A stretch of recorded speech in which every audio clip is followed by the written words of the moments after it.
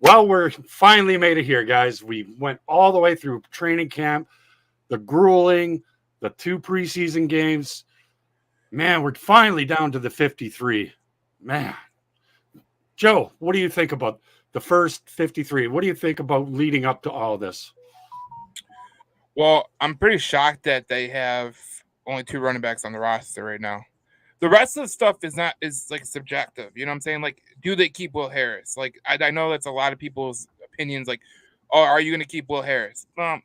Will Harris serves a goal at some purpose. He's not the best, but when you get to depth like at Will Harris's spot, you're going to have the guys like that. So, like I said last week on this show, when you have depth, usually if they're good, they find starting spot elsewhere, or if they're bad, they usually just be depth guys. So you got Will Harris still there. Nothing really shocked me. I'm glad that Kobe Sorsdahl made the team. I'm glad that Antoine Green made the team. I think Antoine Green is a guy who could potentially be a stud. And I think that, like, I think people were they were so enamored with Chase Cota, right? They were so enamored with Dylan Drummond, which they were playing pretty damn good. But Antoine Green has some elite skill to him, and he's a barn burner. Like when you talk about players that can burn you from the word go, this is the guy that can burn you from the word go, Antoine Green. And if you didn't watch him in North Carolina, he was absolutely just a stud with North Carolina, and I'm excited to see what he could do in the regular season. So Yeah, I'm totally shocked that Anthony Pittman made this team. Like, wow, I didn't not see that coming. Looking at all the mock 53s, it was. well, I'm glad that Anthony Pittman made the team because he's a Wayne State alum. But you know what made Anthony Pittman stay on this team though, and it's something that Dan Campbell talks about all the damn time: special teams.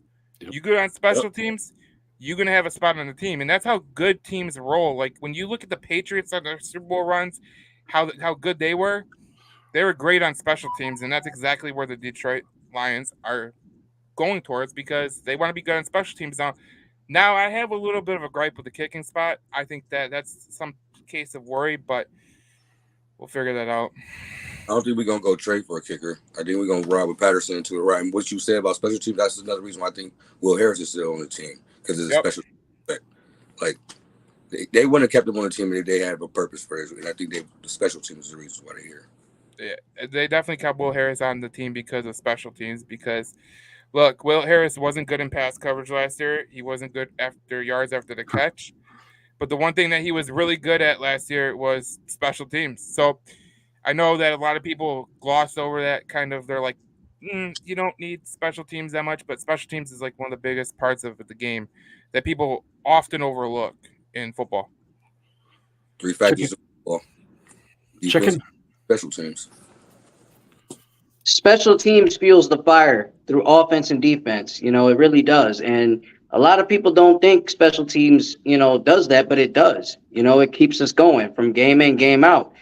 And you gotta, play through that to build the energy. You play through that to build the energy, everything goes right, within time. But Will Harris, he wasn't good at run coverage or pass coverage. But if you really put him under the depth and throw him out there with special teams, he will get better. You know, Overall, our initial 53-man roster, like Joe, like Darcy, like Neil has said, we have good players. We have good players that really fit this roster. We have guys that fit the O. We got guys that fit the D. We got guys who really fit it and play at the right mold in the right positions that we got. As for surprises, the Okora brothers, they weren't a surprise to me. To me, I think they were the lock to be on this team. Absolutely, in my mind. But the surprise was, Chase Lucas. I wish he could stay, but it's always next man up. That's how I see it. Well, you know what the thing is though. Like I know you said Chase Lucas. You brought up Acquire Brothers. Like when I look at the Acquire Brothers, like I think Julian's going to be traded at some point. That's just my opinion. Mm, I do. I think he's going to get traded because I think that there's still meat on the bone. I don't think they were going to give Aquara up for nothing, so they weren't going to leave him off the roster. But when you look at Chase Lucas, when you look at some of the players that didn't make the roster, it's a mark of a good team when you're getting rid of players and you're literally saying, "Man, I wish we wouldn't have got rid of this guy. I wish we wouldn't have got rid of this guy. We could have got rid of this guy." Now, no, well, I know some people, they have opinions on other people, but I think that the way that they've constructed this roster, it was really well done. I'm excited to see what they do with the 2 running backs that they need to fill. So It was just the cornerback. Go ahead, bro. I think you're muted. Oh yeah, I think Antoine Green, he's got some tar wheels on him. That dude can run. No pun intended to like the North Carolina Tar Heels, but the dude can really run. He could catch the ball too, so he'll spice it up for us. That's another thing I want to add. We'll see what he can do. He's a rook. He might be the unsung hero in this week 1 game. Watch out. nah, this guy said he's struggling with keeping Kabinda. The one thing I gotta say about this is like he's been on this team for a while. Now, Kabinda is not known for his hands because he will drop everything under known to man. So if you throw to him, he's not going to catch the ball. He's just good at run blocking and creating space in the hole. It's usually what you want your fullback to be. Nowadays, you want your fullback to be like multi-dimensional, but Jason Kabinda, he's kind of like that team leader role, and you can tell that's why Dan Campbell and Brad Holmes kept him on this team.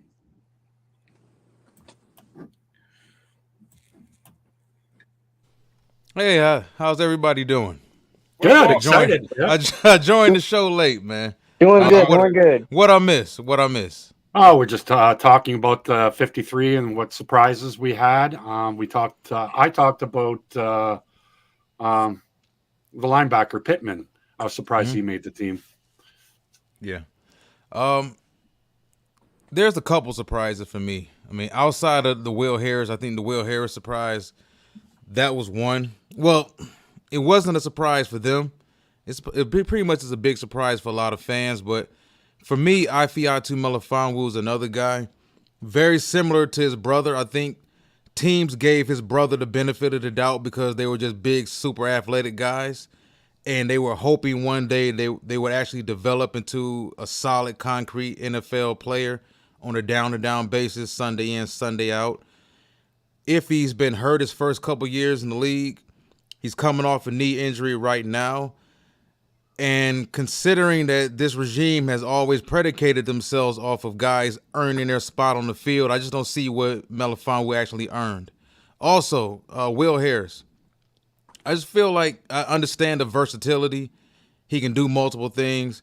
Maybe he's just a real brainiac in the film room. He can really get everybody in the right spots they need to be in.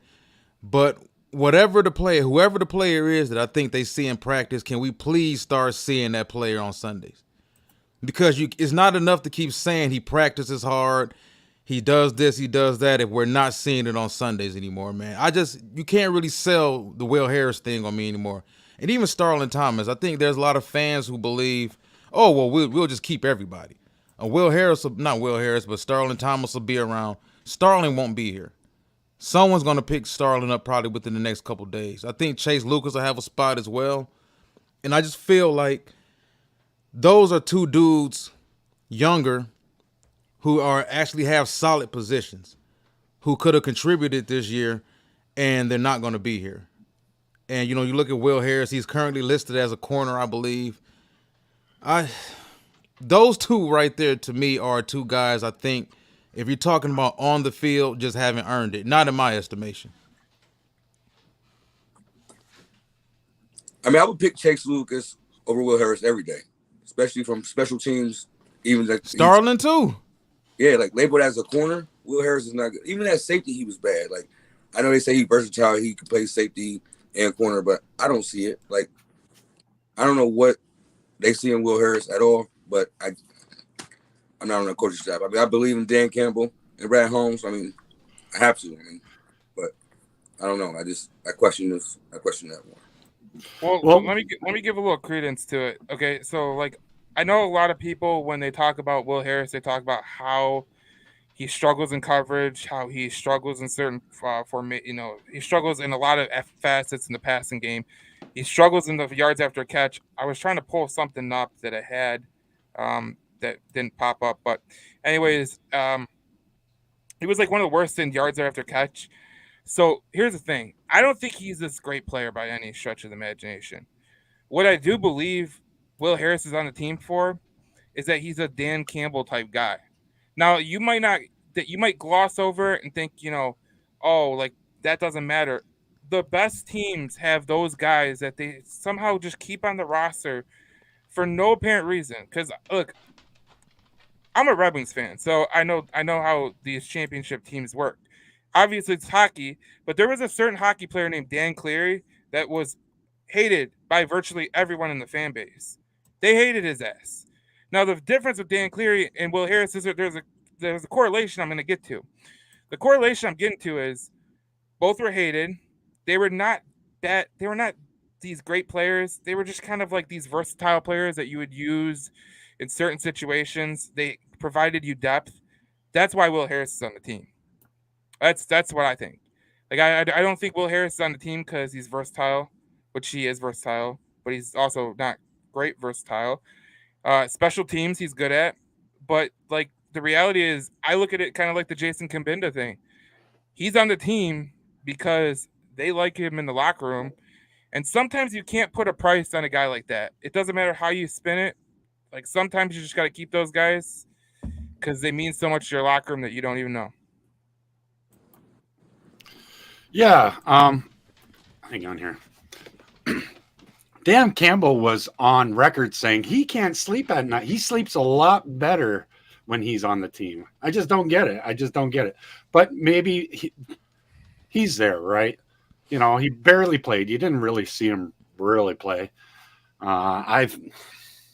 He's a backup. He's a rotational piece. He's not going to really play that much. Hopefully we don't get the injury bug where he has to step in. But yeah, that's what I think.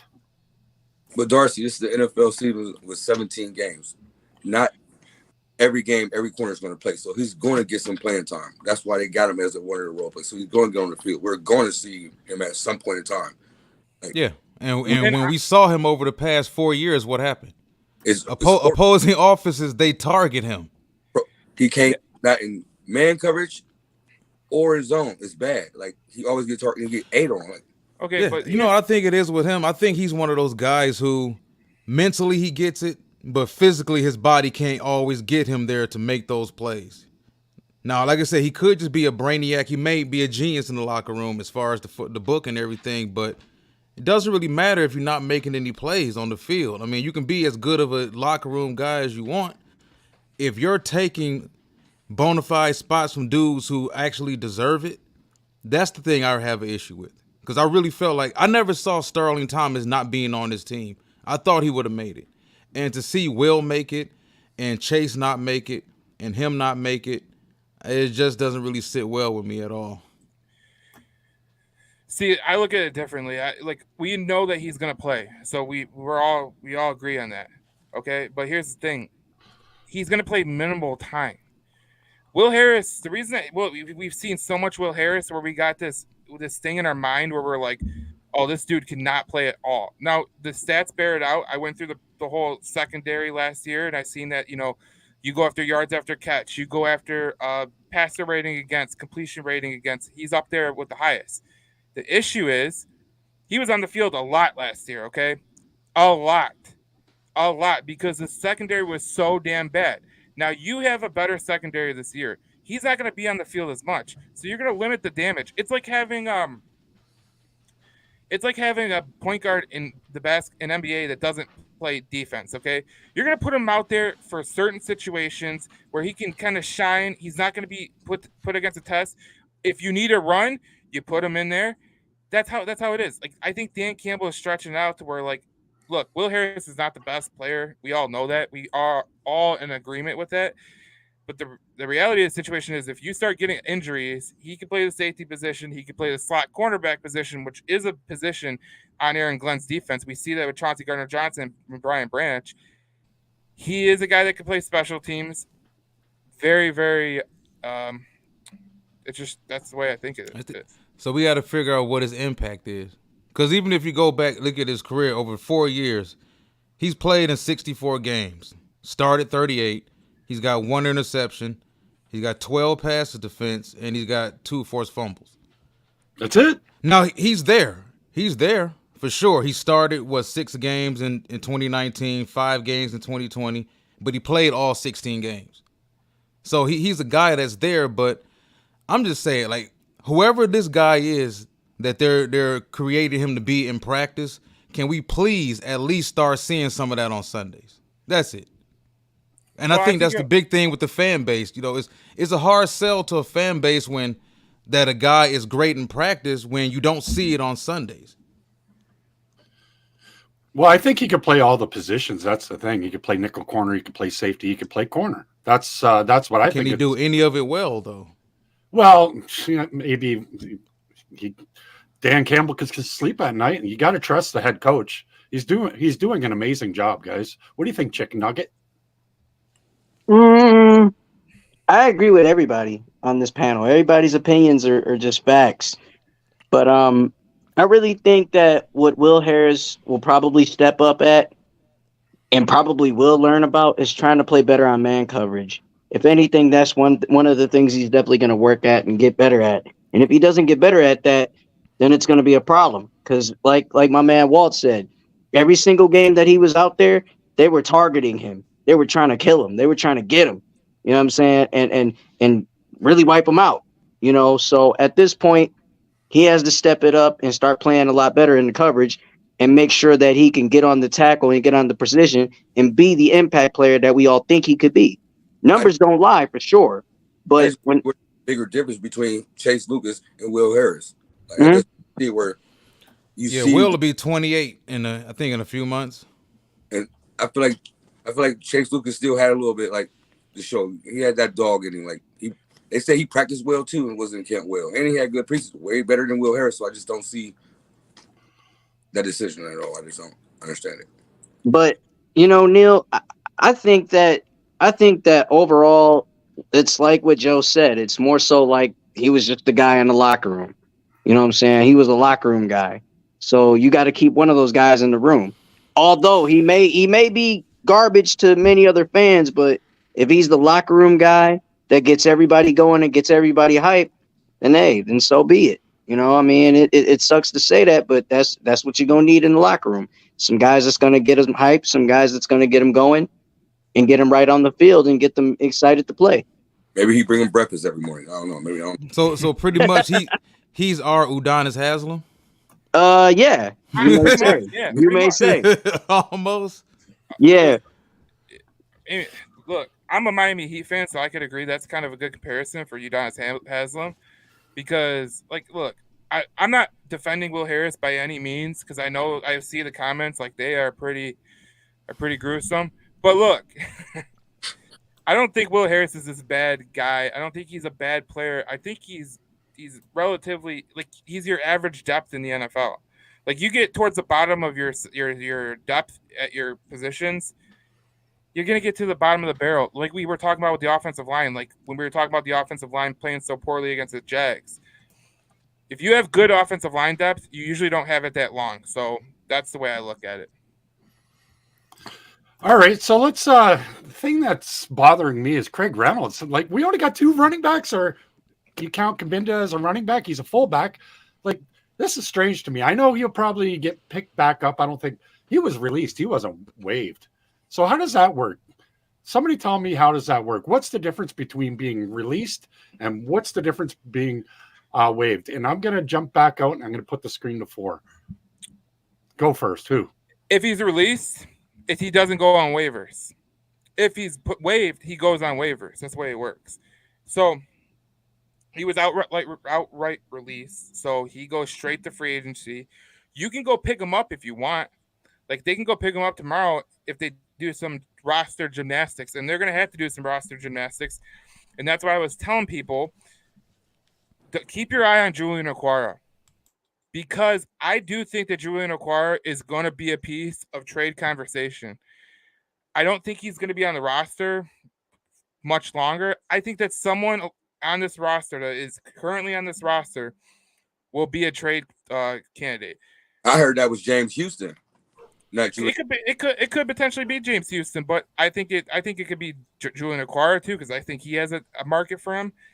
There's a lot of guys you could say there's a market for, and you're hopefully, if you did trade a corner, let's say you traded a corner, you bring in Chase Lucas or you bring in someone else, like if they make it past their waivers, maybe, but like there's a lot of things that have to happen with this 53-man roster because it's not balanced right now. So there's going to be a lot of gymnastics that Brad Holmes is playing, and that's why I look at this roster and I say it's totally not complete. I honestly would like to say it like this, like how Joe Dumars did with the 04 Pistons. There's going to be a missing piece to this team, and trust me, he's going to go after it. Brad Holmes is going to go after it and put that missing piece to the puzzle, and that's where it's going to really go all the way up to 1,000. If you thought the chemistry was at 80, 90 right now, it's going to go to 1,000 once he bring in that missing piece, that missing link. 1,000 if they trade Houston. That's what's going. Like I don't see where that makes any sense. Yeah, young, talented. Yeah, it doesn't, man. Even if he's viewed as never being an every down linebacker, he has a specific skill set. And you can argue Aiden Hutchinson or whatnot. I don't think, if we're talking about just pure pass rushers, he's our best pure pass rusher on the team. And you don't give up on guys like that. He's so naturally he's just raw. Even Deion Sanders said that when he came out of college, like he's just raw. Like you just got to put him on the field and he's gonna do his thing. Like I don't know. They better not trade James Houston, man. You can't mess that up though. You can't mess up. Oh, go ahead. You go, Chicken Nugget. Yeah, but you can't mess that up though. You can't mess that up between Houston and Hutchinson, because those two are a dynamic duo. They get to the quarterback pretty well and they bring the pressure. You trade away him, it's just not going to be the same on the field. Yeah, I want to make a quick comparison. The other Houston that played in Kansas City all of those years, the linebacker. What was his name? Justin Houston. Justin Houston. Yep. When Justin first came in the league, he was a one-trick pony. You know, he wasn't a pure linebacker or whatnot. It took him a few years to really improve as an overall all-around player. But until he improved as an overall solid player, he gave quarterbacks hell. Like, there's no – you cannot undervalue what James Houston can do. You can't, because every time he gets an opportunity to get to the quarterback – he's beating his man consistently. I don't care if he's facing number 1 tackles, number 2 tackles, number 3 tackles. He has a specific skill set. So here's where I stand on this. So, like, we all know that James Houston could potentially be, if he was in a trade target. Great. I mean, I think that if it's not great. I say if he was a trade target, obviously he's put in a trade for a specific reason. Like, you got to think about it this way. You're going to be missing Jameson Williams for the first 6 games, okay, guys? You're going to be missing Jameson Williams. So if you traded James Houston, let's just say you did, and you get a premium speedster wide receiver that we don't even comprehend right now because we don't know who's on the trade market. But there's a lot of guys that could be on the trade market right now.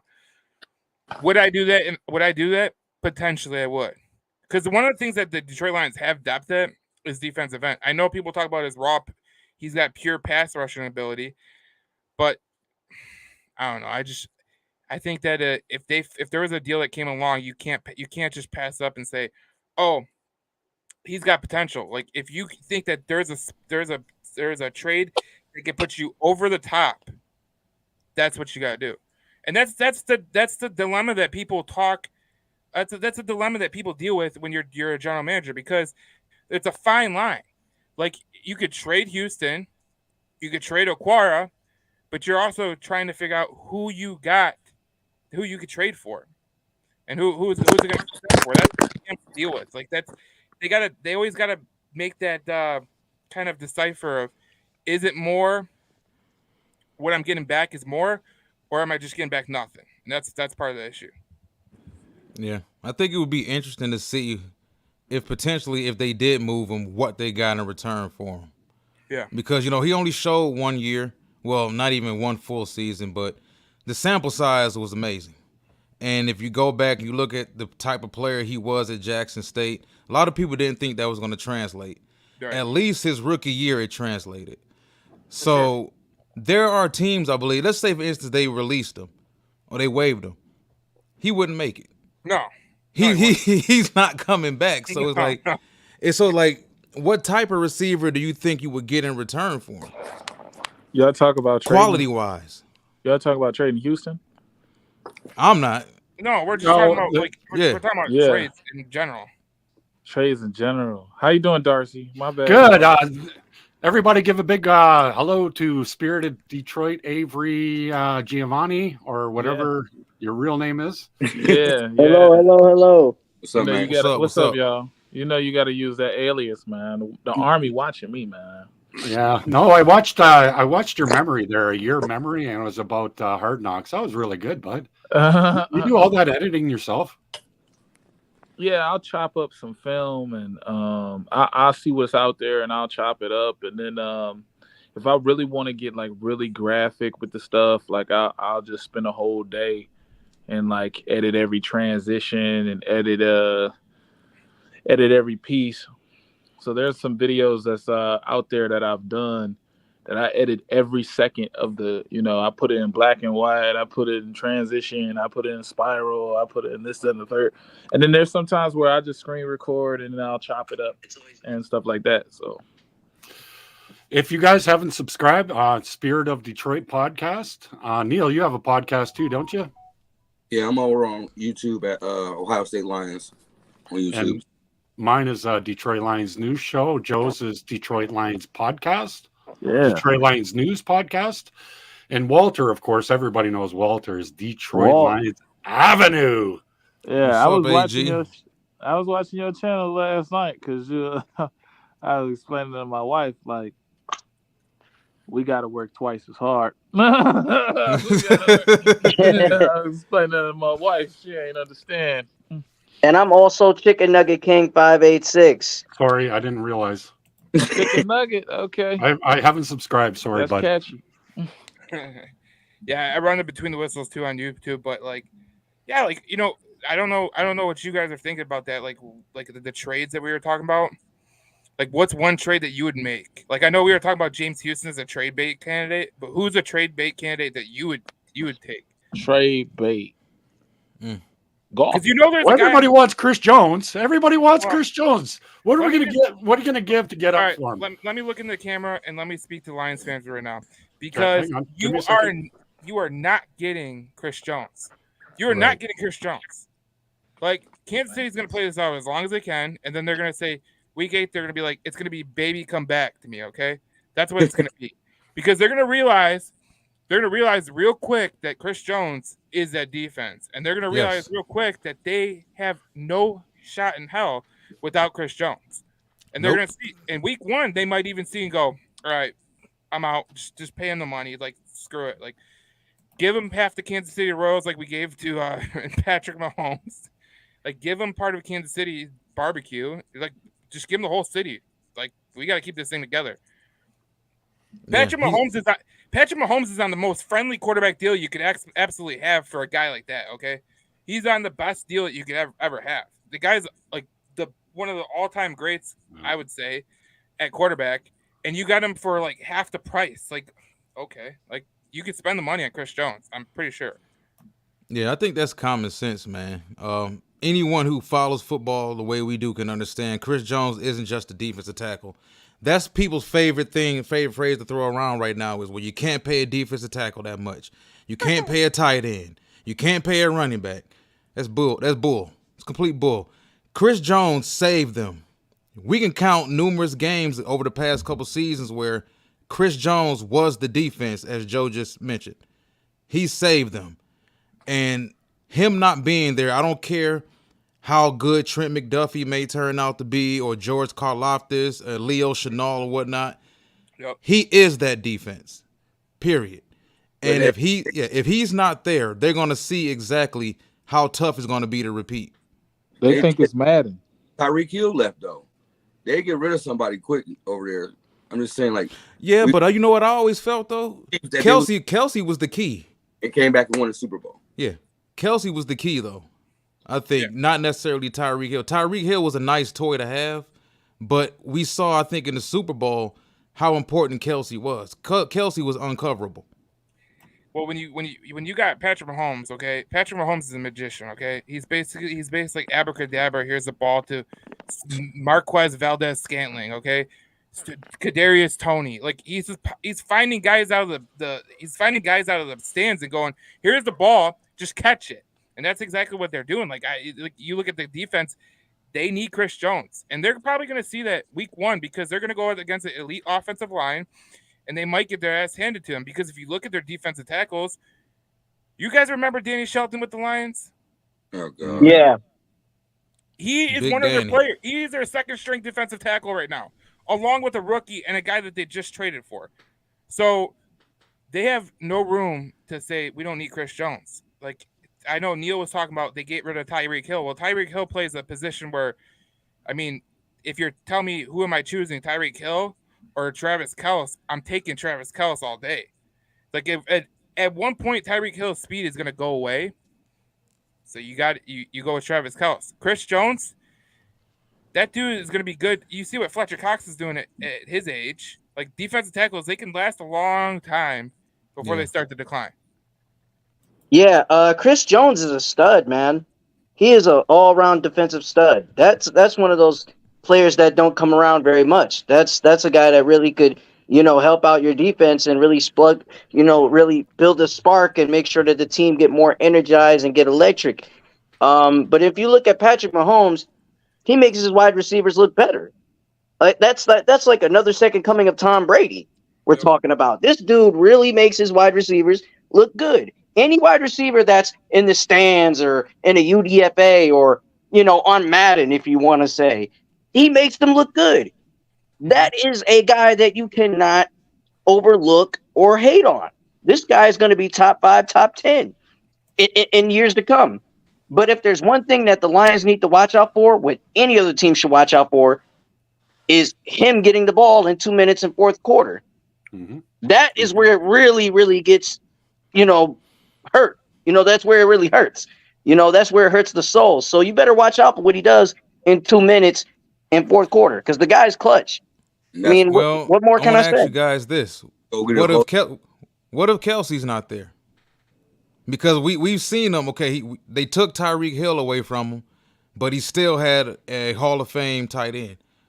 What if Kelsey gets hurt week 1, or Kelsey gets hurt week 2 or week 3, and he doesn't have him? Do they Then he's still put go? out his blanket. Then he's went out his blanket. That's his blanket. No, he's gonna manage to No, get he's by. not. He'll get No, by. he's not. They'll Because win it. They still have Justin Ross, who they hid during the whole preseason. They hid Justin. They put Justin Ross on the back burner so much the media can't interview him. You take Kelsey off that field, that offense will not move the same. Not at all. You said what? You said who? You take Travis Kelsey off that field, that offense will not. The offense will be adjusted. That's where I disagree. This is. Go ahead. You go ahead. I disagree with that. 100% because people are saying Travis Kelce, if he left the game, what would happen? We don't understand how good Patrick Mahomes is, because if you're a good quarterback, if you're a guy like Tom Brady, if you're a guy like Patrick Mahomes, Peyton Manning, they'll get by with what they have. Now, we don't know who he's going to make into a great player. Like, there was times where Aaron Rodgers was throwing to no names, and they were winning 8 games because they were throwing to no names.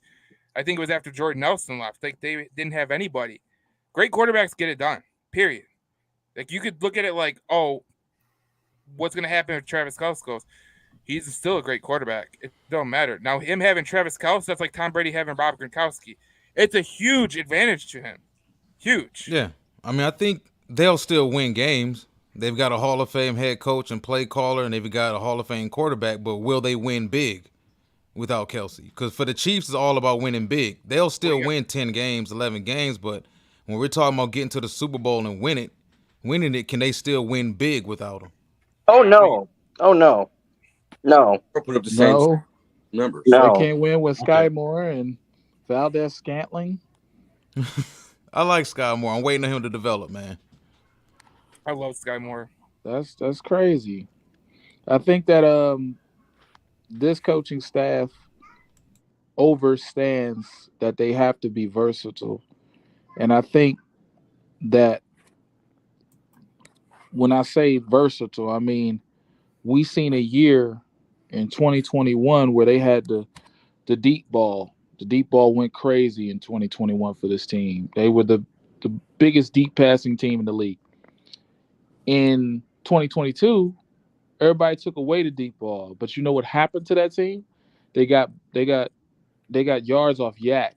They got yards off the underneath routes. Like this has been talked about with Alex Hollins. This has been shown in film study how they've changed their offense from the deep ball has to happen, the 15-yard plus has to happen, to the short 5-yard slant, the 5-yard hitch, in cut, out cut 5 yards, and then get the yak right after. And then they've adapted to, a lot of people don't want to stack the box. They want to have 5 DBs. They want to be a nickel and dime. Okay, we're going to run Isaiah Pacheco into the ground. Like, this team has adapted so well in the last three years, year to year, because everybody's trying to keep up with them. They've shown you that, look, we can be a dominant running team in the Super Bowl with Isaiah Pacheco, someone you never heard of. And we can actually show you we can smash mouth football with the best running football team in the league. And again, people say, well, if they lost this person, they lost Tariq Hill and kept it moving. They lost, and the coach has proven it.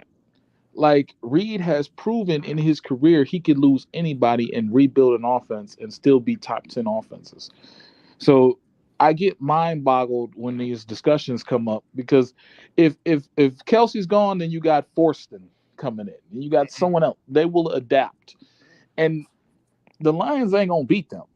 I know y'all trying to segue into. It's not gonna happen. Y'all could try to get Las Vegas on your side, but man, Mahomes versus Goff. All right, see, here's where I'm going to go with that. I think they can beat Kansas City week 1. I'll give you a reason why. If there's no Chris Jones, they are going to get eaten alive in the run game. And you can tell me all day long about how they can adapt to anything. You can't out adapt talent, okay? Danny Shelton is not taking over for Chris Jones. Okay? They're one of the rookies. He's not taking over for Chris Jones. The Lions have an elite offensive line. One of the reasons that the Chiefs has always struggled with the team that I love, they're my second NFL team, is the Tennessee Titans, okay? The Tennessee Titans go into Kansas City every time, and they play them so tough. They play them so physical, and they just try to beat the shit out of Kansas City. That's literally what they do. They go into the game, they grind it out. They grind it out with the run game. They grind it out. They're grinding out. They're taking time off the clock. It's what Mike Vrabel does. Dan Campbell believes in the same damn thing. You take time off the clock. You don't give Patrick Mahomes the ball. You're going to win time of possession, and you're going to keep it close. Now, you're hoping that you score more points at the end.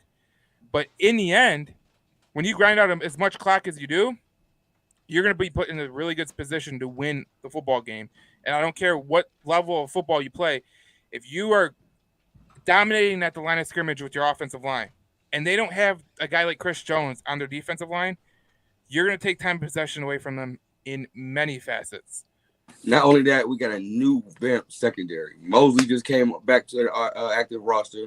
We got it ain't the same old secondary, bro. No, we're gonna beat Kansas City. I guarantee that. And everybody forgets that when they had that game against LA and Kansas City on Monday Night Football, where it was like 52-49, it was a shootout. I mean, you don't want that to happen, because that you're literally playing with lottery luck at that point. But you can go beat Kansas City. This is not like Detroit's like some Sisters of the Poor team. They're a good ass team, and just luckily, you might not be playing Chris Jones, and that's a huge part of their defense. And I don't think people realize how big of a part of that defense is. And I'm going to give you a little betting advice. If you're a betting man, Please stop. If you're a betting man, you put money on the Lions right now. That's what you do. Man. Take the points, huh? Take the Yeah, points. he going in, ain't he? He going in. Agreed. This, you Take know the what's funny? points. 8 teams had time of possession over the Chiefs last year. 8 teams, especially in the Super Bowl. So before we go with conjecture and just saying anything, 8 teams beat Kansas City in time of possession. You guess what? It did not matter. Yeah. Okay. I mean, the It Chiefs are did not just too matter, explosive, man. They're too You explosive. You can use conjecture and say keep the ball away from Patrick Mahomes. Inevitably, you have to keep the ball out the end zone. That's what wins games. And without And you're not. This easier. team is not capable of doing it. Saying Mosley's back. Okay, and wait. Sutton's back- How are you saying they're not capable of keeping the ball out of there? Because what I saw in the last half of the season You correct. with the secondary that wasn't as good as it is right now, there was no Chauncey Gardner-Johnson, and they were limiting teams to 20 points per game. Breach. Like what are you saying they can't limit points? Like I know Kansas City is a great offense. Okay, we're all aware of that. I'm aware of that. I was the one that was speaking facts on Kansas City, but you're telling me that there's no way. No, you can laugh all you want, but when you say there's no way, you gotta tell me how there's no way. No. First of all, you've changed what I said. I said there's no way you can keep them out of the end zone. Okay, you can win a possession here or there, but they will score. You need to respond. The key in this game is turnovers. Who has the ball last? See, I'm not gonna get on here and lie and this, that, and the third. I'm gonna say what I need to say. Okay, but with the defensive line, we got Eddie Houston. I'm not talking We gonna about. get pressure. We gonna get turnovers.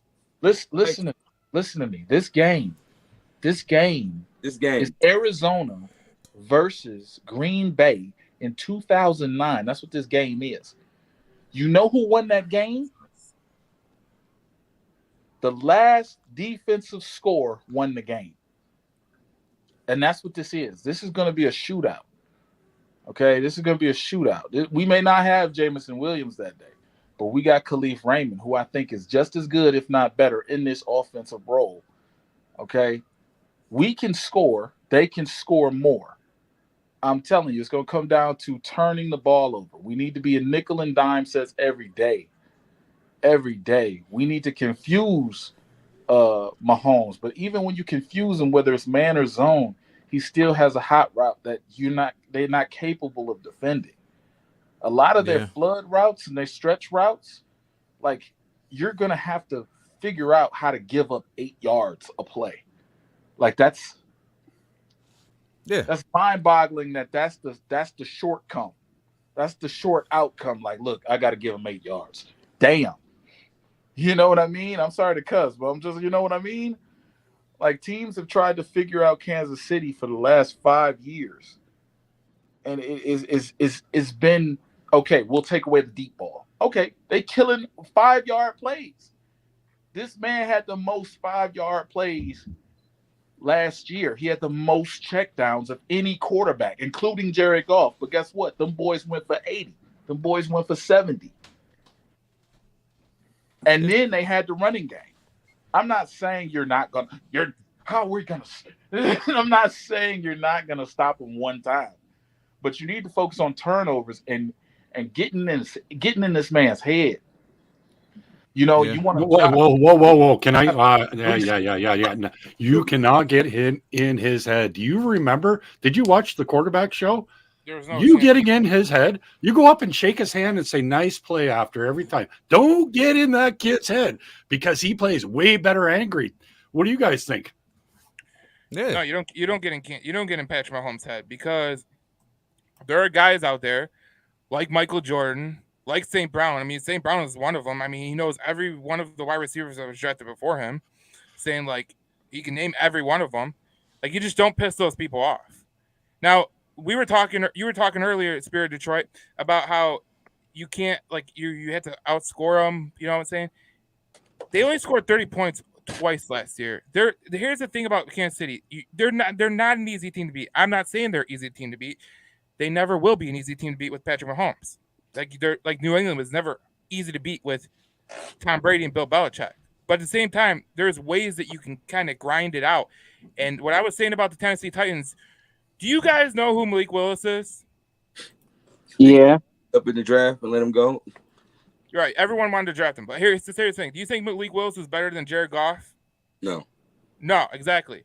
They win in that game. Tennessee win that game 17-20. Chiefs still won. They win that game and they stayed in the game with Malik Willis. That's what I'm saying. You have to grind it out. You know, everyone talks about how you gotta get turnovers. Tennessee didn't get one damn turnover in that game. They actually turned over the ball. So they should have lost by a lot more. But they stayed in the game. They stayed in the game, and in the end, they were just outmatched. But that's what I'm talking about when you say, when you talk about like they can't survive the pressure that Mahomes and all that stuff. Listen, no one thinks the Indianapolis Colts are a good team last year, and they beat the Kansas City Chiefs. So if we're talking about Arizona Cardinals, they kept them to 21 points.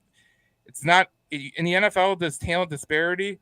I mean, unless we're talking Arizona Cardinals, because they absolutely suck this year, and they're going to be one of the worst teams in ever.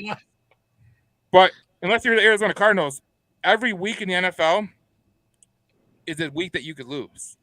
Like we see what happened. We see what happened in Carolina with the Detroit game. Like they just got outmatched in one game. Didn't Goff beat Mahomes in the last shootout they had?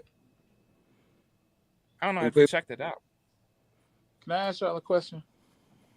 I believe so. I think Goff beat Mahomes in the last time he played for the Rams. They got a big shootout. Okay. Like that. That was in LA. Right? That was in LA. Wasn't that over 4 years ago?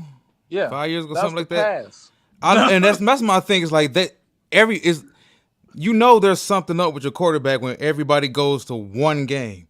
Nobody ever brings up multiple games of Goff doing this. They go to that one game 4 or 5 years ago. But you know, like that's what I was talking. I like that. I like to add to that. You know what I'd like to mention? I'd like to mention 2018. Mahomes lost the conference championship. 2019, he won the Super Bowl. 2020, he lost the Super Bowl. 2021, he lost the conference championship. 2022, he won the Super Bowl. You know, what have he done for me lately? Goff haven't done nothing since nothing. Okay? And people talk about Goff like he the man, like his offensive coordinator ain't protecting him, like he ain't surrounded by talent, like he doing this like he Tom Brady. It's like we go back to one game. He beat Mahomes in prime time. What? It wasn't even a play. It wasn't even a playoff game. It was a random game during the regular season. Right. Like, it was just Well, one Monday- game. The reason people understand, the reason people go back to that game, it was probably one of the best Monday Night Football games of all time. Like, Oh, that's it. It was one of the best all-time Monday Night Football games. That's why people go back to it. Now you say What was the Jared stat Goff. line? Oh, it was like like 49. It was a shootout, like literally a shootout. It turned into what was it? Like I think it was like 10-10 at the second half, and then it just exploded in the third and fourth quarter. That's why people go back to it. So like, no one's going back to it because that's his career achievement. But like, we got to be honest. Like Jared It Goff kind is of not. is though. No, it's not. And I was. I mean, I brought it up. can we name any more bright and shining moments from Goff? No. I mean, if you want to go through, if I go through the game log, I probably could. But I didn't watch every LA game. Did you watch every LA game? Yeah, he was a non-factor. Y'all still worship him. I don't know. Wait, why. you watched? Let me. Whoa! You watched every LA game? I didn't say that. That's what I just asked. No. I love the banter, guys. I love the banter. I was like, bro, We're not all gonna agree. I love the banter. Oh, I could argue with the best one.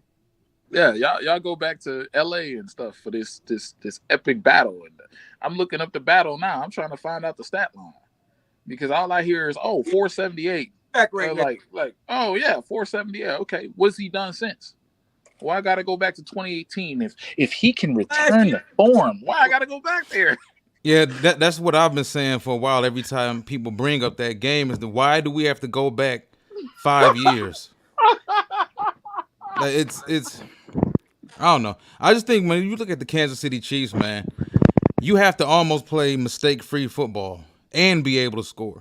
Look at the Eagles. The Eagles were going point for point with them, except for that one big turnover, which was turned. You know what I'm saying? Was turned into 6. But outside of that, you have to play them that way. And if you look at the Tennessee Titans, well, big issue for them, man. They just have a prehistoric way of building their football team and playing football. And that's another reason why they can't seem to beat the Kansas City Chiefs. Yeah. And I like Kansas City's experience. And we keep talking about why can't we? Why not us? All this hope stuff. Look, you're talking about a team that went to either lost in the conference championship 3 times in the last 5 years.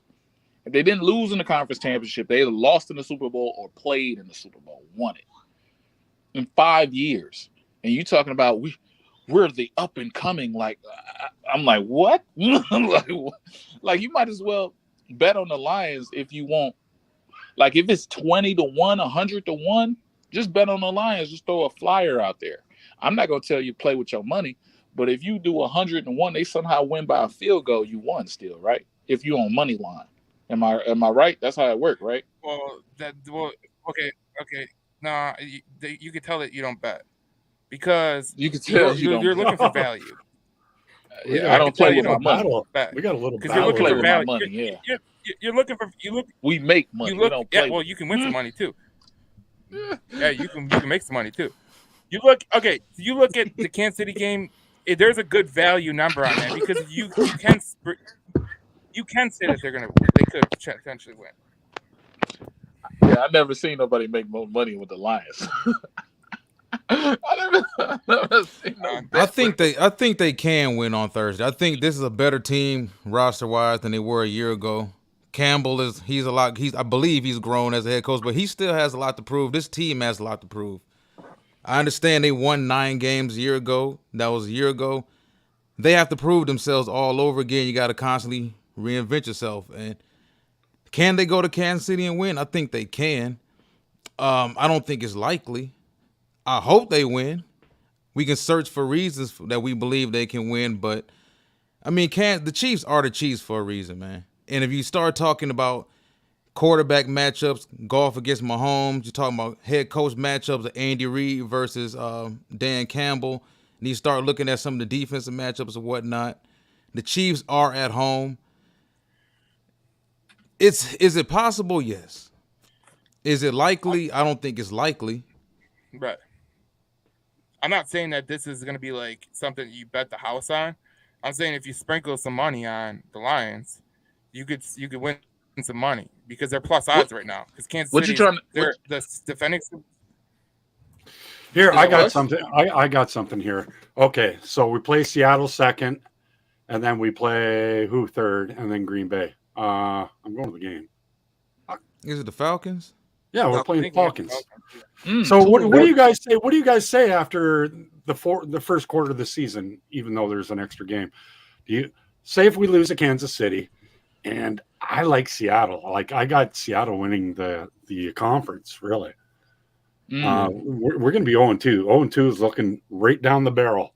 0-2, and then if Bijan Robinson just takes over and does what Carolina did to us last year, halftime. Yeah. Well, Chuba, yeah, and then we go into Lambeau on a short week with a flight and everything. Like, I'm gonna get my hair cut. I'll shave my head if we go 0-4. You guys, no, I'll shave it right off if we go 0-4. But 2-2 is realistic for me.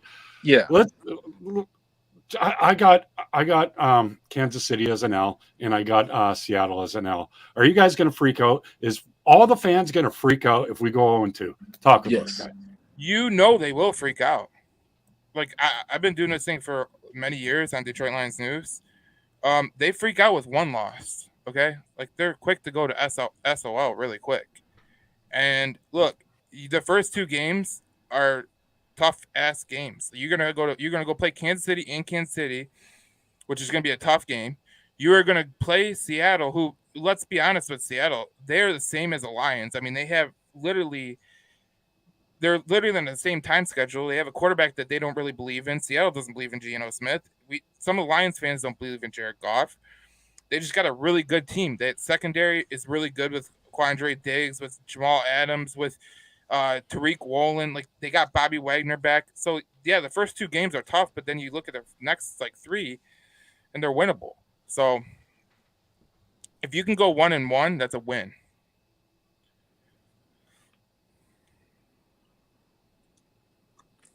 Lions fans, yeah, we gonna freak out. If we go on, if we go on 4 or on 3 going into Green Bay, we gonna freak out. And then if we lose to Jordan Love, oh my God. Yeah, I mean, if you look at it for what it is, the Kansas City game, whether we go there and win 31-30 or we lose 20-19, if they turn around and lose 2 conference games right after that, fans have a right to freak out. You lose to Seattle and you lose to Atlanta, 2 teams who could potentially come back to bite you in the end, the way the Seattle loss came back to bite us in the end later on this season. So, yeah, they're going to freak out. So your first 5 games are Lions Chiefs, Lions Seahawks, Lions Falcons, Lions Packers at Lambeau on Thursday Night Football, and then you come home to play the Lions versus Panthers. I mean, you look at that. Good schedule. I truly think that the Packers are going to be better than what people think. I don't buy the Chicago hype at all. Like, that offensive line is totally garbage. Like, when there was a stat that Justin Fields got hit on 35% of his dropbacks, what upgrades to the offensive line did they do? Like, you can give him DJ Moore, but is he going to get the ball to DJ Moore? Oh, is that a real question? Is that What do you mean it's a rhetorical? real question? Like, is that It's rhetorical? whatever. You can I answer. agree with you. Yeah, I agree with you. I just think that 0-2. I just hope I don't sprinkle no hundreds on that. I hope I don't sprinkle no money on the on the Kansas City game. You start out 0-2. I won't have a problem with 0-2. You're rightfully where you are. You're rightfully where you deserve to be. Those teams are competing for division titles, and so are you. So losing to a team with fair talent or more talent, I'm cool with. If you go to Green Bay and you lose, I have a problem with that. They have a quarterback under center with less than 100 snaps in 4 years. They have their longest tenured player is a tight end. Their longest tenured offensive player, is a tight end that was drafted with Jordan Love. That's my biggest issue. You can't lose to Green Bay. I think Green Bay is going to be better than what they are. Like you say, I believe that to be true. But when you look at the Green Bay film and look at the Green Bay tape, especially the clippets of what their coaches are saying Jordan Love needs 8-game evaluation to see if he can lead this team. They're still weak at safety. They should have drafted Brian Branch. I'm glad they did not. And they have one of the best secondaries in the league. Jerry Alexander is great, but I just feel like their talent up front as well on offense and their youth at the wide receiver is just going to play against them. So I feel like we have to go 2-2 to keep our respect, or these fans going to do something crazy. If they went 0-2, I'd be pretty pissed off. I'm not even going to lie. Not even going to lie. Because you are expected to go win a division. You are expected to go to the playoffs. You are expected to compete for the NFC. If you look at everything that you're seeing from, like, I know Giovanni doesn't like the betting circles, but they do spend credence because people are putting their money nationally on the Lions for a multitude of reasons. So there's a lot of hype around you. You got to live up to it. This isn't the old Detroit Lions, okay? This is where the moniker SOL always comes back to haunt you, because you are expected to be a good team. You better be a good team. You better come out against Kansas City and play good. And then when you come back home, if you're 0-1 or 1-0, you better go out and win that game too, because you are expected to win those games. Period. End of story. You start 0-2, of course people are going to be mad, because that's not the expectations that we laid out for this team. Not at all. Not only that, we got the talent and the depth at a lot of positions now where we shouldn't go 0-2. I don't see us going 0-2, 0-4, nothing else like that. I see us maybe going maybe 3-1. I mean, I see it's a new Lions team. It's a totally different change, man. Y'all Is that a Stafford jersey? think about the past teams, man. For real, it's totally different. I guarantee that. This You defense, said it's a different jersey? man, we're gonna be getting sacks in waves, man. Y'all have watch. It's a total revamped defense, man. Guarantee it. I'm not gonna toot my own horn, but I've got the record right for the Detroit Lions the last 4 years. So when I say that I'm leaning towards 11, 12 wins, that's where I'm leaning. That's where the expectation. Season when he was first with us, and then I don't know what happened. We cut him. He shipped him off, and now he came back. He misses stuff, and I don't know what's going on with him. Hopefully, they can whisper to him a little bit. But you're right. Good teams are gonna be beholden to the kicker. When the game on the line, you're gonna be beholden to the 3-point try. I mean, we had one game where we blew a team out 40-12. Like we was beating the Was it Washington Jacksonville football team, or Washington? Washington football team, and we had 4 punts that game. You know, so yeah, kicking's gonna come into question. That's a good point. The issue with Riley Patterson, in my opinion, it isn't his accuracy, because we know he's a pretty accurate kicker. If you look at his stats, I mean, he's inside the 30, inside the 40, he's perfect pretty much. You go outside the 40 into the 50 range, that's where you earn your money as a kicker. Like, that is where you earn your money as a kicker. And look, I'm a Michigan State fan, okay? If anybody knows what it feels like to have a shitty kicker, it's me. Because we were 50% on field goals last year at Michigan State. That was the difference between having 7 wins and 5 wins. So when you go 50% on kicking, you're going to lose a lot of games. If you miss kicks that you're supposed to make, you are done. Especially in NFL. You see how close these games are? Like, it's pretty much the difference of like 2 to 3 points on average. Can I ask you, is there a team? I feel like I'm going to ask a question that's going to incite a riot, but I'm just going to ask it. If we play a team that is somewhat of a trap game, right? We play a Minnesota. We should be able to beat Minnesota twice, right? Right. Mm-hmm. First, Right. Easy, right? I think we're going to lose to Chicago once. See, that's what I'm talking about. If it comes down to a kick against Chicago, and we lose because of the kick, like, here's where the question gets bad. Is it our fault that we put ourselves in the position for the kick? Because we're the top 5 offense, right? Top 10 offense in the league. Is that our fault? Or is that, okay, the offense came out a little sluggish. The kicker's job is to kick the ball. You understand what I'm saying? I hope I'm not asking a explosive question, but I'm asking, like, look, we should go in Chicago and we got to score against those teams. I mean, Dan Campbell said that like 2 years ago. We have to score against like teams like Chicago and shit like that. Like,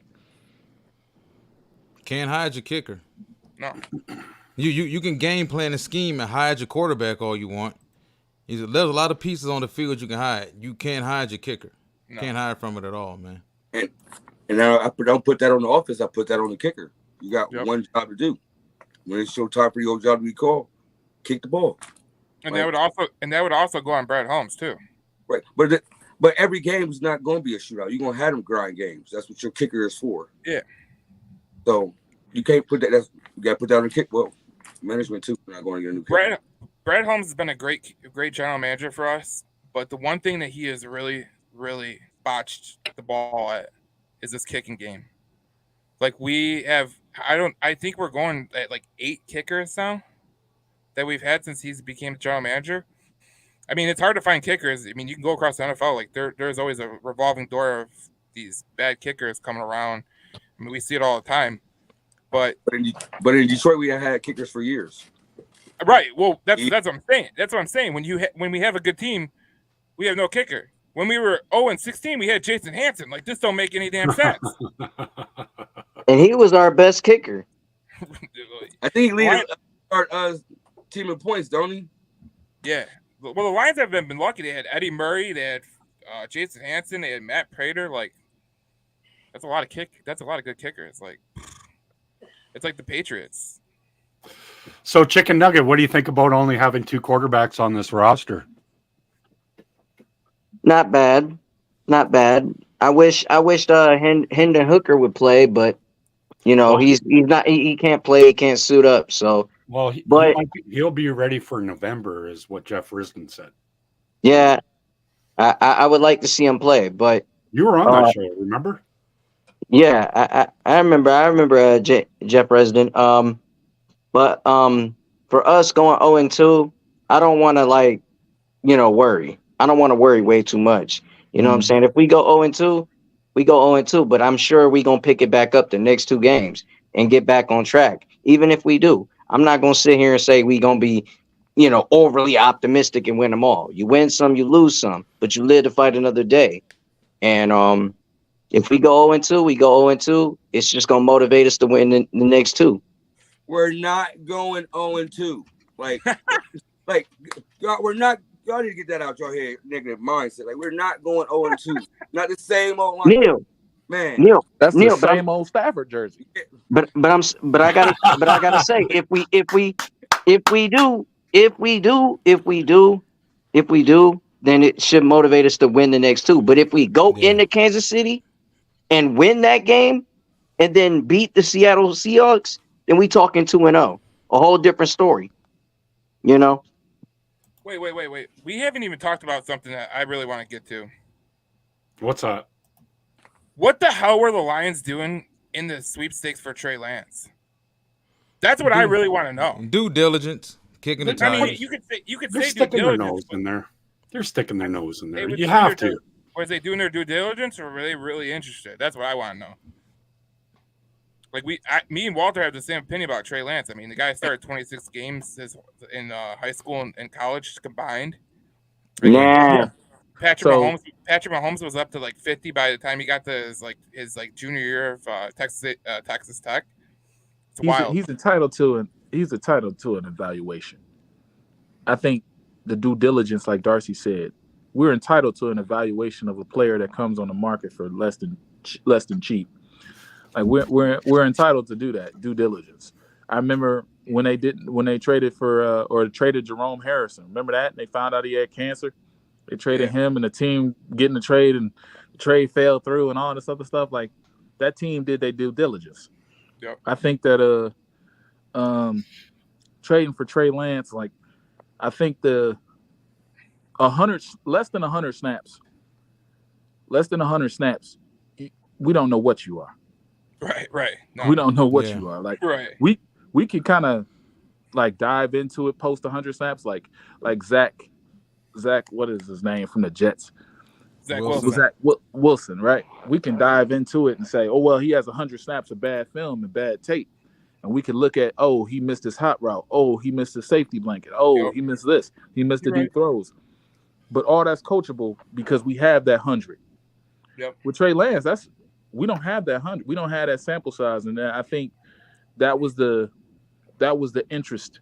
We don't have that sample size on that guy because we can probably, and then if God forbid golf goes down and you have to put this guy in, or you have a trading block chip because you have your quarterback of the future in my mind, and then you have Trey Lance as a backup but cheap. Now he's gonna have a bigger salary than most people. Like he's a first round pick. You picked it, pick 4, pick 3. His salary is up there, but I think it was good for them to be interested and not tied down to this Jared go off or Jared Goff get off the field. Goffle? Yeah, Goffle get off the field. I'm not a Jared Goff fan. So that brings me to this question right here. How did you think he played the last game? I thought he played phenomenal. Once he got into the rhythm, he got his NFL feet back under him. I thought he played phenomenal. He hit what's it? Green. No, yeah, Green. Well, that's Neil's cousin. Did you know that? My fake cousin. No way. Is it really? No, it's his fake cousin. That's his fake cousin. But overall, I would like to piggyback and say, like, Trey Lance was a reach in the draft. That was a reach. Yeah. They gave up a lot for him. That's going to screw San Francisco for Smartest a while. guy in the room pick. Well, San Francisco did this twice. Remember when they traded for Solomon Thomas, Yep. and then they traded for Trey Yep. Lance? Like, Yep. man, like when they trade up for someone, they getting a really bad player. Go all in. That's Yeah. going to hurt them for the I mean, long run. Shanahan has also passed on a decent amount of quarterbacks. Well, he's passed on Justin Fields. He passed on Mac Jones. I mean, Lamar Jackson. Lamar Jackson. Like, you imagine what their offense would be with Lamar Jackson or Justin Fields? Yeah. Jeez. I don't know about Lance though. I think the thing with him, from what I've seen in the starts, especially this preseason, that Raider game was terrible. Mhm. He's a guy who he doesn't seem confident enough to pull the trigger. He passes on a lot of throws that should have been completions, and he holds onto the ball too much. To me, that's a guy who's scared. I don't know if he feels like he's terrified to make any mistakes in front of Shanahan or that scheme or that team, but he needed to get out of there.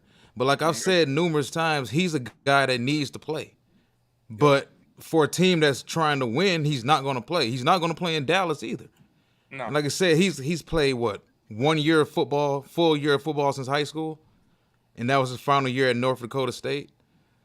So he's a dude who needs to get out there and play. The only way you can really get better is by playing, unless he just can't play. Period, and we'll find that out too. But And yeah, I there- think they there- were just kicking the tires on him.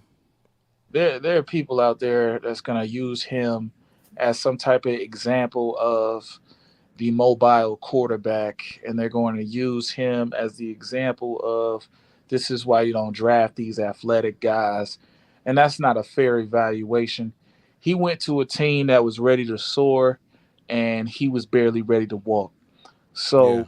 I think it was unfair in some aspects because that team just wanted to move on from Garoppolo, and they didn't realize they have to actually develop a QB to be ready for their trending upward. The Lions, however, are not in that situation with Hendon Hooker.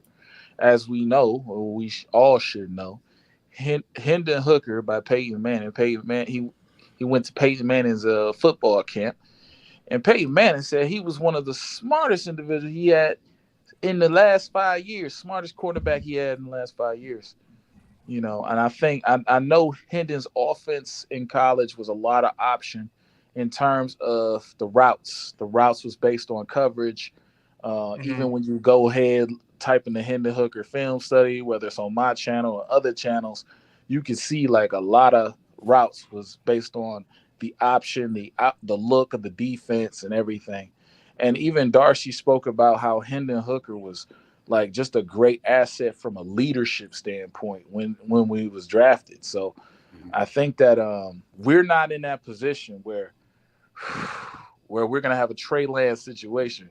When it's time for a guy to take over, we can actually be like confident that Hendon Hooker can take over. I think I'm confident in that. And his numbers was decent in Tennessee. See, I want to tell you guys a little story. You guys all know I'm Canadian, right? So I was born in Saskatchewan.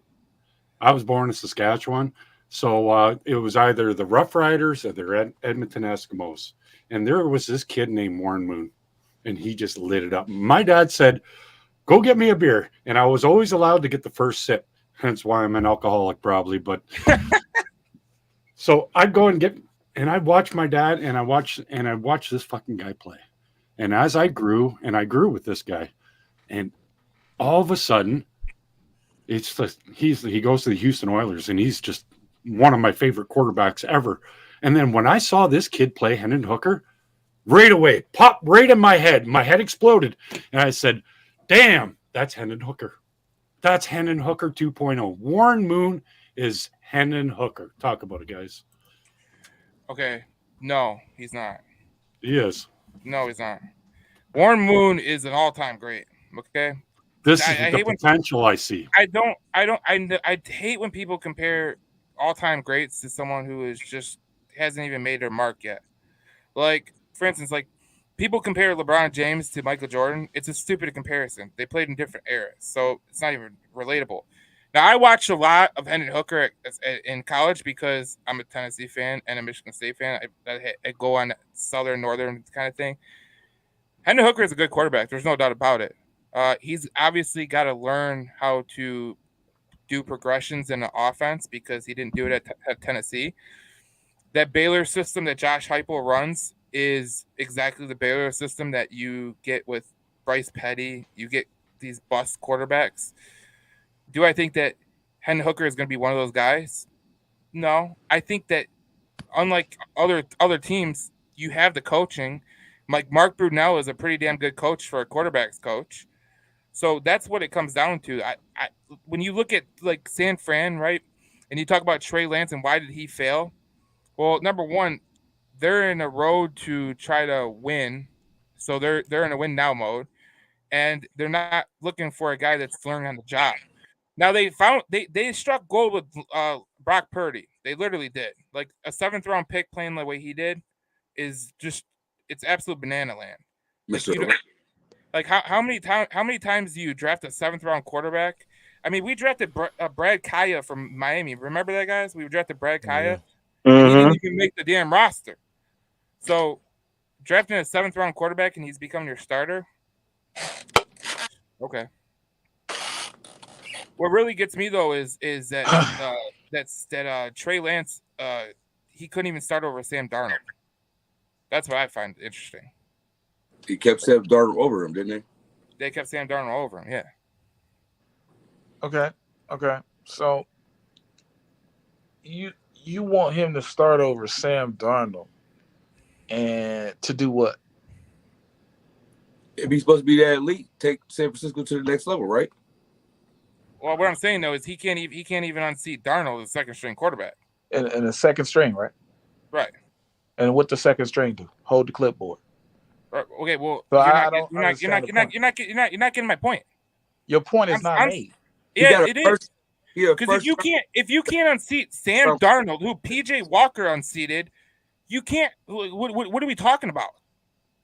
Sam Darnold still is a number 2 quarterback in the league, man. So what is Trey Lance now? We don't even know what Trey Lance is. Exactly. You didn't have an evaluation of 100 snaps. So I'm going off the evaluation. I'm going off the evaluation that San Francisco had. But he was drafted to take San Francisco from NFC North champions to the Super Bowl. Yep. And he ain't did none of that. So like, you know, it's funny. Their evaluation process, they got in the draft room and they drafted a guy at 4, right?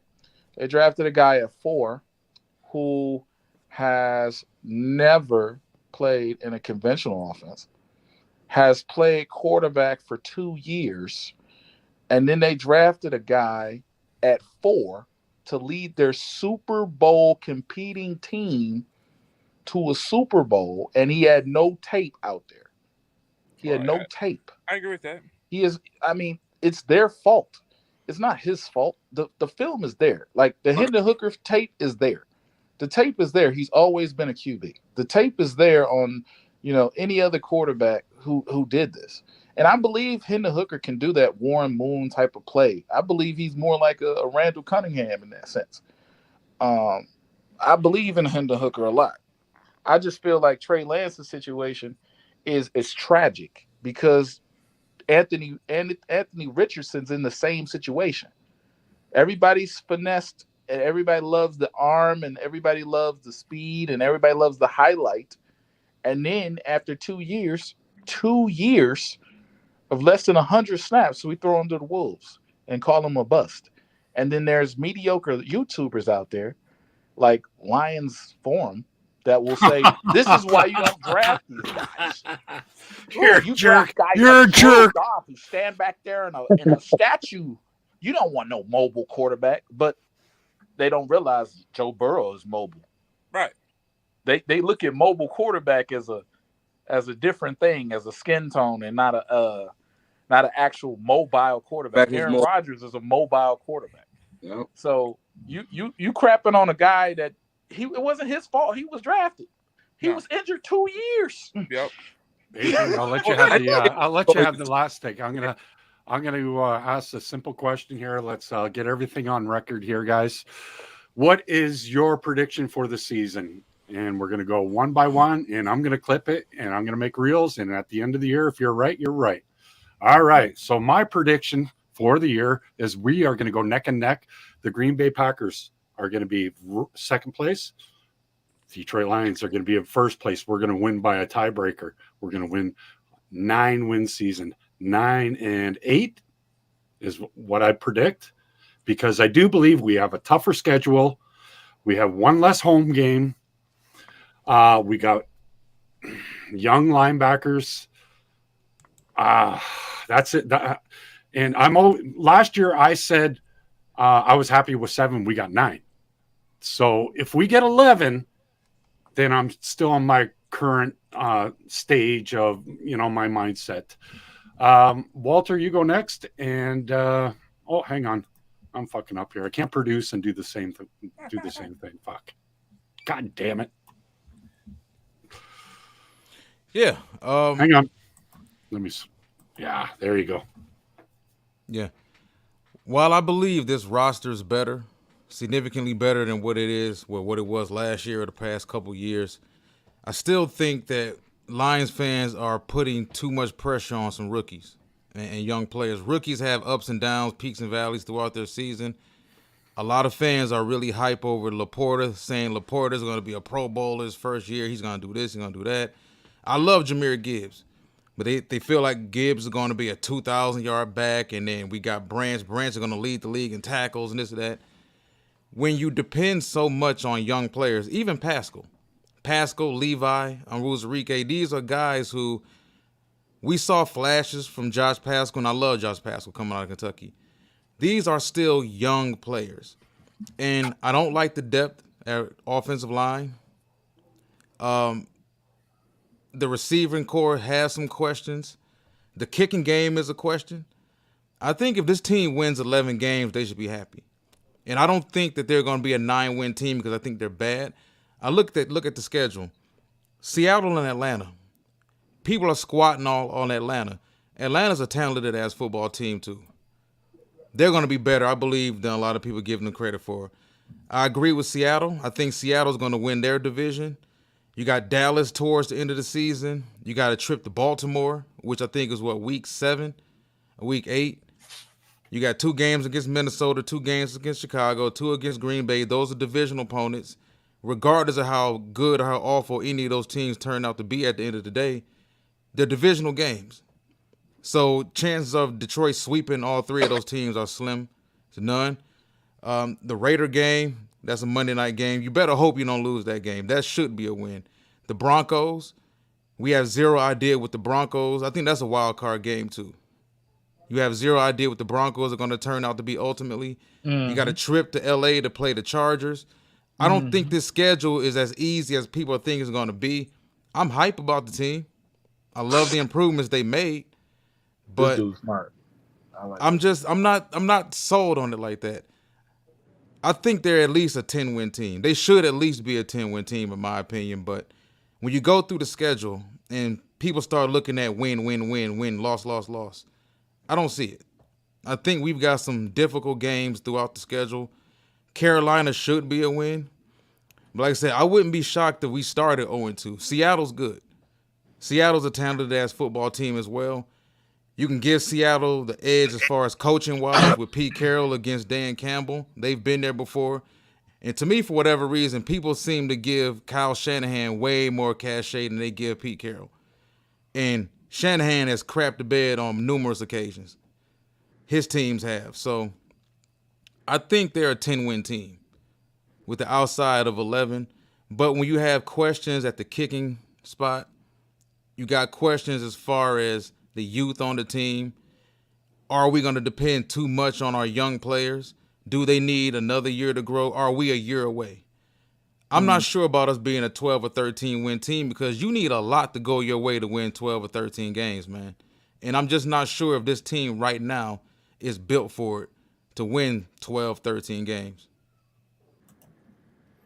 Neil, your last take, bud. I think you're muted. No, we'll go. I was listening.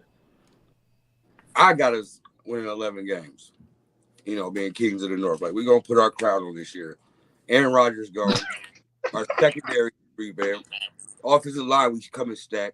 You feel me? Like, new running backs. Nobody gonna be hurt like Swift all the time. We better put in that work. You feel me? Best offensive line in the league. We better eat this year. You feel me? I don't know. They must have drunk all y'all Kool-Aid. Y'all ain't got nothing to drink right now. But you need to mix that shit right back up and get y'all. It's going down this year for real. 11-6. 11 and no. Yeah, 11-6. Yep.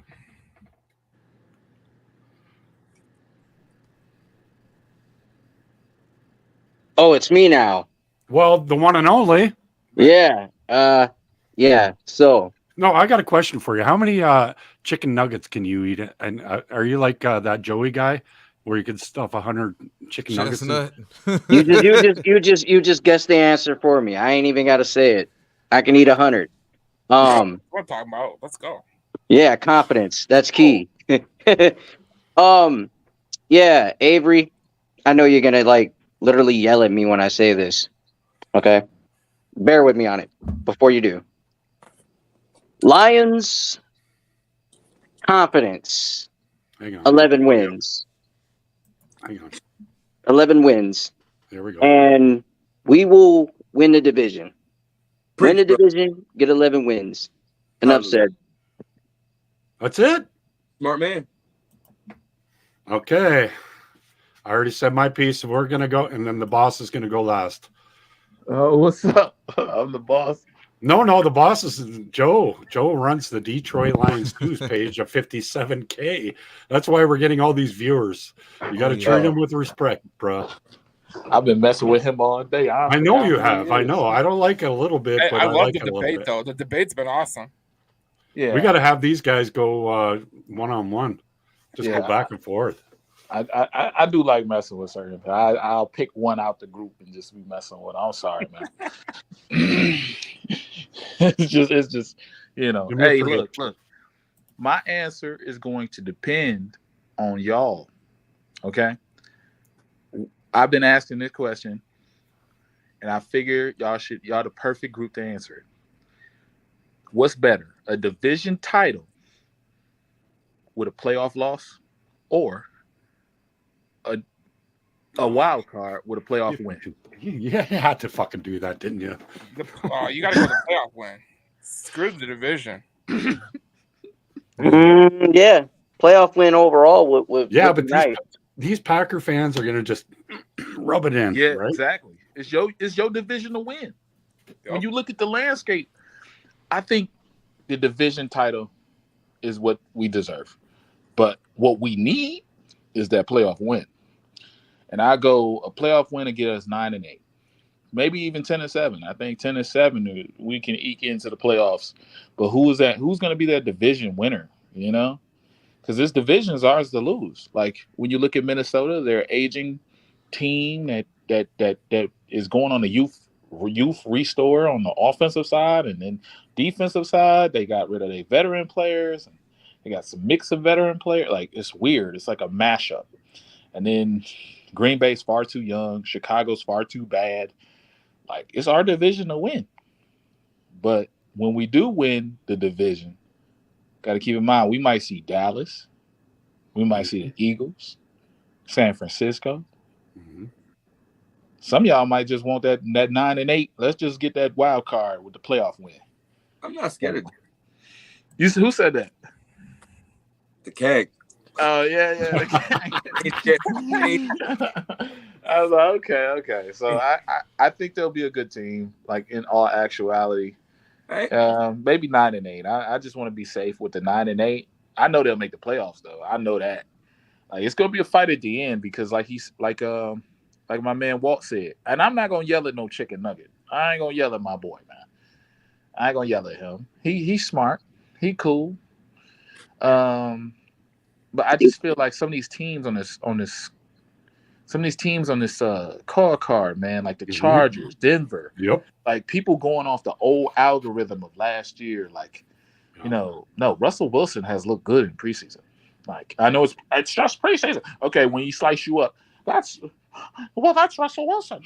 He's a Super Bowl champion. All the excuses that come up. All the excuses come up. But but before everybody we go, seems to forget. Everybody seems to forget the first 9 games of the season. I had Matt Derry on here, and I got a clip of him saying, golf throw. Aaron Rodgers doing a golf throw. Like everybody just forgot because they won 8 out of the last 10. They just forgot about the first fucking 7 games where we got shut out in fucking New England and we lost to a 3rd-string quarterback. Everybody forgot about that. How do you forget about that? I haven't forgot about it. I ain't forgot about the fact that we had a goose egg that game. That's why I'm not a Goff fan. That's not why I'm not a Goff fan. And that's why I wanted to fucking draft a quarterback, which we did. My next Warren Moon. So Joe is he is going to finish it off for us here, and he's going to. Darcy, you need to stop. Because look, I know it wasn't Jared Goff that lost those games. It was the defense. And if you look at the defense, I mean, you give up 45 points in a game, you're gonna lose that game. Like you don't force a punt in the game, you're gonna lose that game. So with the defensive additions that they've made with Cameron Sutton, with Chauncey Gardner-Johnson, with Emmanuel Mosley, we'll probably see him week 2, week 3. I don't think he's gonna be ready for week 1. I'm looking at 12 wins. And look, I have a streak on the line, okay? I have a streak on the line. I have got it right 4 years in a row. Now, it's not saying much about the first 2 years. It's not saying much about the first 2 years, but the last year, that was pretty impressive because it was right on the button. But, look, I look at this defense, and it's way better. I look at you have 4 starting safeties that could potentially start for other teams. Tracy Walker, Chauncey Gardner-Johnson, obviously. Kirby Joseph is going to come into his own. I like the defense. I like Cameron Sutton as your cornerback. And you got Jerry Jacobs, Emmanuel Mosley. You can put Will Harris on the bench and keep him there, and he can come in certain situations. I like the linebacking core. I think Malcolm Rodriguez is still going to play a pivotal role. I think Derek Barnes, the hype is real about him. I've been to practice. He's looked really, really good. You look at Alex Anzalone. He's not a fan favorite by any means, but I think he serves a purpose in the linebacker room. But you look on the defensive line. I want you guys to look at the defensive line. You have never, since Sue's been here, had a defensive line that's as formidable as this defensive line. Like I know Walt was talking about how that he doesn't he's not gonna put high expectation on Josh Pascal. We are all forgetting about Charles Harris. We're forgetting about Charles Harris. Like James Houston is great. He's going to play a pivotal role in it, but we forgot about Charles Harris. We have John Kaminsky. And I think Ali McNeil losing the weight that he lost, he's going to be a pass rusher this year. And if Levi Onwuzurike pans out, because he did make the 53-man roster, and he shows us a resemblance of what he was drafted for in the 2nd round, that defense could be from historically bad last year to great. Like you could go from 30th to maybe 13th, and if you have like an offense is around 5 to 7, maybe 5 to 13, you're winning a lot of games. Like go look at the stats. Like go look at the offenses in the NFL. If you have an offense in top 15, you have a defense in top 15, you're gonna win a lot of ball games. That's how it is. So I'm going 12. So I'm going 12-5. And look, I know Walt's saying you can't rely on rookies. That's fine. Like, I think Jahmyr Gibbs is going to play a pivotal role. These Alabama kids that come out of Alabama, they're ready to play. Like, they're just ready to play. Nick Saban has these kids ready to play. When you go to Alabama, it ain't to go to school. It ain't to go to practice. It's a business. They produce NFL players ready to play in the NFL. So if you ask me, Jahmyr Gibbs is going to come out the gate hot. So is Brian Branch. They're ready to roll, and I think they're going to go 12-5. Woo! Championship. Now that is a great take. Everybody, thank you for subscribing. We're just going to go around. Detroit Lions, Avenue, Walter Stringer, Chicken Nugget, I don't know your thing, and yeah, I haven't subscribed, and I'm a dickhead. Also, Neil, what is your? Hang on, we'll just do it this way, Walter, and then we'll end it. Yeah, for all your Detroit Lions content, please hit the like and subscribe button. Detroit Lions Avenue, handle at the Av Lions. I concur. Boss? All right, you go to Between the Whistles Detroit. You got all the Detroit sports content you want. I post a lot of Lions content. Detroit Lions News podcast on Spotify, Apple, wherever you get your damn podcasts. Detroit Lions News, Facebook, Twitter, all that, Instagram. And you know what? You guys need to subscribe to Walter's channel because he give out the real takes. Okay, I like Walter, and I think his channel is really damn good. So subscribe to it. Yeah, what's going on, y'all? Yep, Spirited Detroit podcast. I'm probably the oldest tenured channel here. Been predicting the draft right for the last 3 years. Nobody cared. Nobody cared. I'm an affiliate of Micro Mike. I'm an affiliate of a guy by the name of Gridiron Blitz. I'm an affiliate of Raw Detroit. So if you like those type of channels, those are the people I try to rock to. And then we do film studies. We do college film studies. We do film studies on pro players, putting out a film study tomorrow. So just, subscribe to Spirit Detroit podcast. And much love to Darcy for bringing me on. This man didn't have to bring me on. I love you, brother. How'd you enjoy those tickets? Man, this guy's been nothing but a friend to me since he got here. And, we had a mutual enemy and we became friends off that. So this dude is amazing. So I love you, Darcy. David Bass or David Crappy? Oh, I don't know who that is. I know. His name is David? I think it's David Walleye. I didn't know that loser had a name.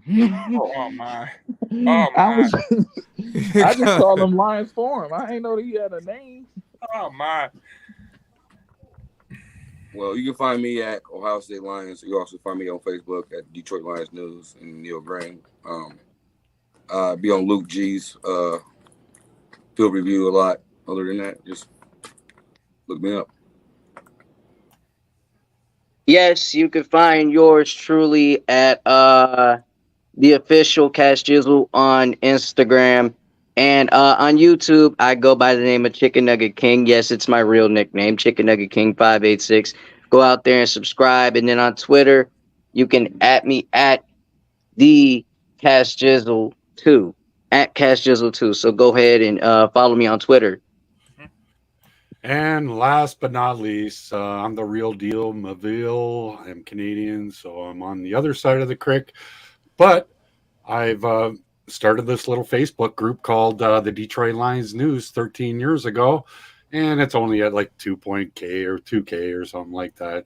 Nothing that Joe has ever built. But I'm honored to have every one of you guys on. You're all my friends. I appreciate you helping me out. I'm not the best. I'm probably the worst podcaster in this group. But if you would like to subscribe to the Detroit Lions News Show on YouTube, I greatly appreciate it. I have 7 former players. I've had all these characters. I've had Matt Derry. I've had Jeff Risding. The list goes on and on and on. John Macaron with Sports Illustrated. Macaroon with Sports Illustrated, and we are going to do this is our last Tuesday show. So every game day after 6:30, come join us. Hopefully, hit me up if you're a podcaster and you want to come on. I'm sure we'll love to have you guys on. Like everybody started from nothing. So I'm going to do this is probably the last time you see this promo video. If Avery, if you could help me with a promo video, I might give you another ticket, and I might Chicago game. That Chicago game. One pride. Everybody. Hang on. Let's do it this way. Ready? One pride. One pride. One pride. Yo, fast, let's go. Lions on 3. 1, 2, 3. Lions.